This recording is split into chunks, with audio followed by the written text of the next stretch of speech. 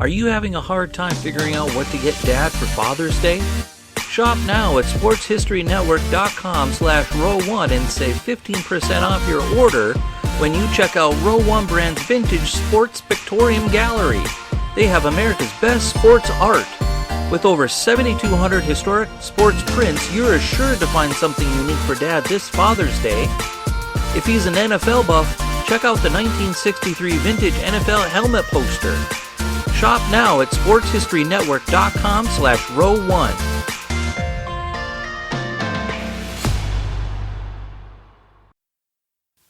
This podcast is part of the Sports History Network, your headquarters for the yesteryear of your favorite sport. You can learn more at sportshistorynetwork.com. Hello, sports fans. Today on Yesterday Sports, we're turning the clock back 50 years. In Game 5 of the 1970 NBA Finals, Willis Reed went down with a horrible leg injury, forcing him to miss Game 6. With the series on the line, here's how Reed and his teammates responded. The date was May 8th, 1970. It's Game 7 of the NBA Finals between the Los Angeles Lakers and the New York Knicks. I was 8 years old and my brother was 11, both of us being Knicks and Willis Reed fans. This would soon become a game we could never forget. Up until the 1969-1970 season, the Knicks had never won an NBA championship. Their best season up to that point had been the 1952-53 season, when they compiled a 47-23 regular season record, followed by a 5-1 record in the playoffs. They played the Lakers, then of Minneapolis, for the NBA championship, but lost 4-1. In 1968-69, they compiled a 54-28 regular season record. New York followed that with a 4-game sweep over the Baltimore Bullets in the first round of the playoffs. But they lost to the Boston Celtics in the second round, 4-2. In only his second full year as their coach, Red Holtzman led them to their best regular season yet, with a 60-22 record, and was named Coach of the Year. They had a solid starting lineup that included 4 future Hall of Famers. They had Dick Barnett and Walt Clyde Frazier at the guard positions. Bill Bradley and Dave DeBusschere were the 2 forwards. And last but not least was league MVP Willis Reed at center. While Frazier may have been the most athletically gifted of the bunch, the leader of the team was unquestionably Willis Reed. They faced a very talented Baltimore Bullets team in the first round of the playoffs. The Bullets had star Wes Unseld at center. Unseld was not as tall as most NBA centers, standing about 6'7", but he weighed in at about 250 pounds, which was much heavier than most NBA centers of the day. In 1968-69, he became only the second player in NBA history to win both the Rookie of the Year award and the MVP award. The Bullets lineup also featured future Hall of Famer Earl the Pearl Monroe at guard. They were a formidable opponent, and it was a tough series, but the Knicks prevailed in 7 games, winning 4-3.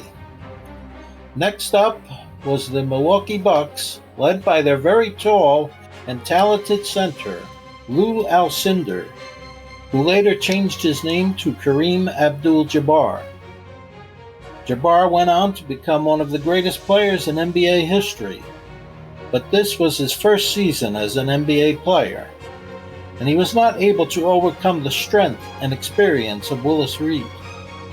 The Knicks won the series with ease, 4-1. Now it was time to face the Los Angeles Lakers for the NBA title.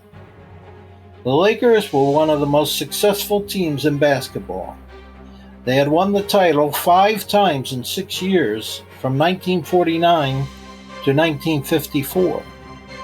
Their success continued during the 1960s, appearing in the NBA championship 7 times in 11 years, from 1959 to 1969. But as impressive as that statistic is, they also lost all 7 times. To make matters worse, all 7 of those losses were to the same team, the Boston Celtics. But this year they were playing the Knicks, not the Celtics. Even though they had struggled during the regular season, posting a very average 46-36 record, they had just won 7 playoff games in a row. They had 3 of the all-time greatest players on their team, with Elgin Baylor at forward, Jerry West at guard, and the 7'1", 275-pound Wilt Chamberlain at center. They felt confident that their winning streak would continue against the less experienced Knicks. In the first game, Willis Reed scored 37 points and lifted the Knicks to a hard-fought victory. But the Lakers answered quickly, taking the second game by a score of 105-103. The Knicks appeared to have the win in Game 3 when Dave DeBusschere sunk a shot with just 3 seconds left to give the Knicks a 102-100 lead. However, winning in the finals is never easy, and the game was sent into overtime when Jerry West sunk a shot at the buzzer from 60 feet out. The Knicks, however, prevailed in overtime, winning 111-108. The Lakers evened the series in Game 4 with a 121-115 victory in another overtime game. The Knicks won Game 5, 107-100, but it was a costly victory, as team captain Willis Reed had to leave the game with a severely torn muscle in his right thigh. Needing just one more win to clinch their first ever NBA championship, it looked like they were going to have to do it without their starting center. Playing without Reed in Game 6, the Knicks hardly had a chance. Wilt Chamberlain scored 45 points and grabbed 27 rebounds, as the Lakers coasted to a 135-113 victory. It was hard to believe Game 7 would be any different. With Reed out, there was no one to stop Wilt Chamberlain from dominating the game, just as he had done in Game 6. Team doctors worked around the clock trying to get Reed ready for the game, but his thigh was not responding to treatments. Reed insisted he would play, even if he had to crawl out onto the court. While no one could question Reed's courage and commitment to the team, it was becoming more evident that the Knicks were going to have to find a way to win without their captain. Game 7 was at Madison Square Garden. As both teams took their warm-up shots, the burning question in everyone's mind was, will Willis Reed attempt to play? There was an awkward silence from the ordinarily rowdy New York fans, as both teams kept looking towards the entrance from the Knicks locker room. Will he show up? The suspense was terrible. Suddenly there was a roar from the crowd as Willis Reed limped out onto the court. The entire Lakers team, including Wilt Chamberlain, turned to see what was happening. Reed signaled to his teammates for the ball. He took his first warm-up shot from outside the foul line. Swish! The crowd erupted. He took another shot. Swish! The fans went wild. All the other players were just watching now. You could sense the Lakers were no longer as confident as they had been moments ago. Willis was going to play, and nothing was going to stop him. It didn't take long for Reed to show he meant business. He scored the first 4 points of the game, and the ovation he received from the crowd was deafening. Despite the hot start, Willis didn't score again for the rest of the game, but he didn't need to. Willis had not only fired up the fans, but his teammates as well. with Reed playing solid defense against Chamberlain, holding him to 21 points. His teammates did the rest. Walt Frazier had 36 points and 19 assists. The Knicks built up a 24-point lead and then coasted to a 113-99 victory. Reed was named MVP of the series. It was one of the gutsiest performances by an athlete I have ever witnessed.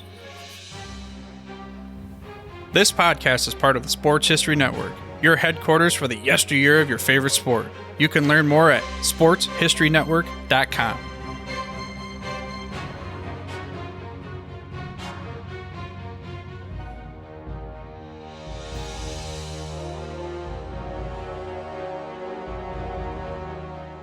We here at the Sports History Network proudly partner with 26 podcasts, all revolving around the history of sports.